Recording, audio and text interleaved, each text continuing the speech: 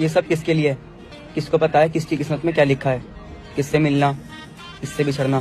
किस किस किस किस किस किस बोलना बंद करो, नहीं तो अभी टेबल पे चढ़ के तुम्हें किस कर दूंगी।